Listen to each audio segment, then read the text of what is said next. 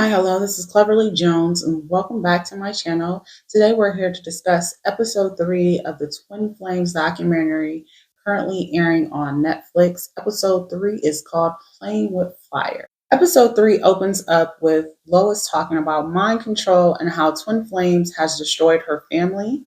She has not seen her daughter Stephanie in 3 years. So Jeff begins to make online threats to Lois because she's one of the most vocal parents. Stephanie later gets married to Karen. Her sister thinks it's an arranged marriage. In order to finally see her daughter, Stephanie's mom and her sister, they tried to catch up with her at one of the meetings, but she wasn't there at the Twin Flames meeting, so they end up, not getting a chance to see their daughter. To see her daughter. We cut to a scene where Keely reports to Victoria that Angie is her twin flame. Victoria at this point begins to question the group and decides to leave the group. She's like, I'm not gay, so there's no way that Angie could be my twin. The members of the group, they're forced to accept the gender assignments handed down by Jeff. If the members didn't accept what Jeff was saying to them, they got kicked out of Twin Flames. So for a lot of people, Twin Flames was all they had because they distanced themselves from their family. So they accepted the gender reassignments from Jeff and Shalia. Again, Lois, she starts to post on different threads and has a network of moms that support each other. We're introduced to Maxine. Her child is a member of Twin Flames, and initially she identified as a female before she joined Twin Flames, but afterwards she identifies as a male. She says her child starts to question his identity after joining Twin Flames. And we're introduced to Isaiah, and that is Maxine's son. We're also introduced to Debbie, and she talks about her child being a member of Twin Flames. Her child is Ray. She has not seen him in the last 3 years. And then they cut to a scene where Ray is discussing being transgendered, and you can see that Marley is in the comments saying yay, basically congratulating them for finally making that decision. At this point in the documentary, it's to me it's very perplexing that Jeff and Shalia's mind control was so strong that they were able to make people basically change their gender.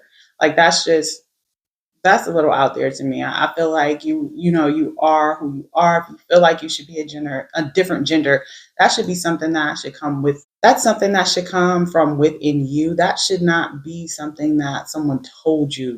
Oh, now you're a male or now you're a female, or people should not have that level of mind control over you. They cut to Mom Debbie, who she felt a lot of guilt because she did ask Ray to leave. I think she asked him to leave when he initially came out to her because it was just a shock to her system. And she really regrets that she asked him to leave because she hasn't seen her child since then. Then they cut to a video of Angie listening to herself, basically describing how she's so happy to be in her new, basically, gender role as a male.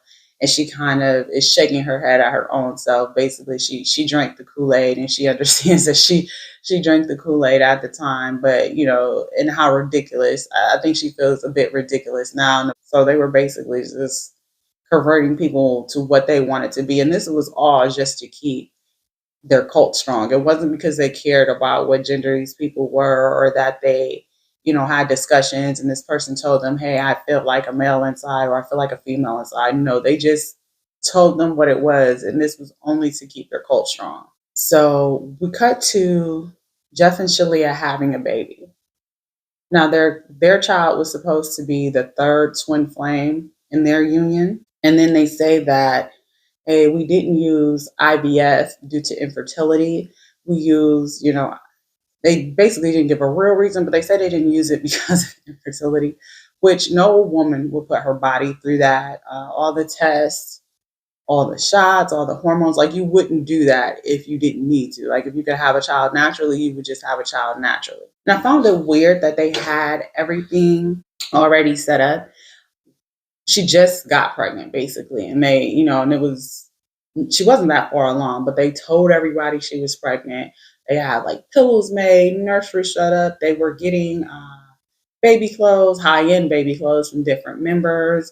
And so I thought that was weird that they would even broadcast it like that. Like if you're going through fertility issues, that's, if you become pregnant, that's something you're going to keep to yourself, probably even up until, the fourth or sixth month. You wouldn't really tell people, that I'm pregnant, because you probably are on edge.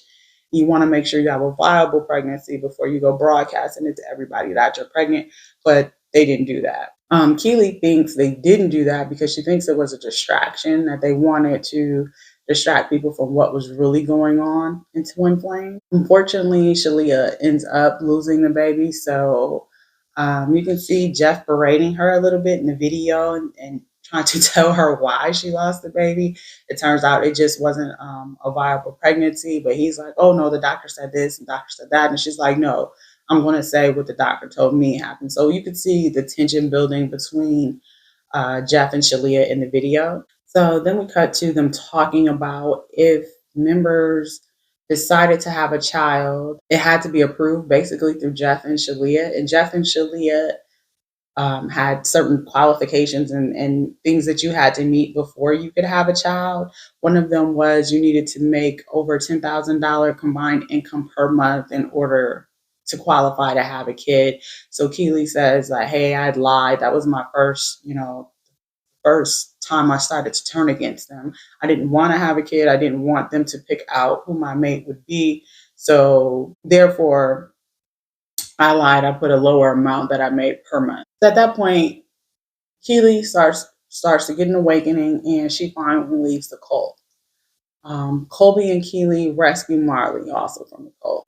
Marley blames Keely for being in the cult, and I don't blame her for blaming her sister. Your older sister is supposed to guide you and help you through life, the rough times in life, and she guided her into the wrong direction. I don't know why she thought a 19-year-old needed to find her twin flame. Let me come back to Angie. Angie, Angie was all in. She was all in until they started messing with her money. So once they messed with Angie's money, she started to also get an awakening. Jeff and Shalia continue to talk about their wealth, and the coaches begin to realize that they are the ones who are funding Jeff and Shalia's lifestyle. I don't know why they didn't understand that in the beginning. So Shanice, she leaves, and then Angie leaves. Then we cut to members Isaiah and Sage. So Isaiah has recently had top surgery, and this really upsets Isaiah's mom because she would have liked to have been there to support Isaiah. This is very invasive surgery. This is not something he's taken lightly. So in case he had any complications, she would have liked to have been there just to support Isaiah. We have a scene with Dr. Adair, and I agree with the doctor that Jeff and Shalia are hurting the trans community with their actions, because you can't just tell somebody that they're a male or tell somebody that they're a female. By them doing that, they're undermining the trans community. So the documentary is winding down. Ray's mom, Debbie, finally hears from Ray. She clearly loves her son. Keely reaches out for help, and she recognized that she hurt people, and she meets up with Angie to finally apologize to Angie, because Keely recognizes that she was abusive and that she was also a perpetrator. It wasn't just Jeff and Shalia. And that's basically where the episode ends. They give an update on some of the members, but that's where the episode ends. So if you liked my review, please rate, comment, and subscribe.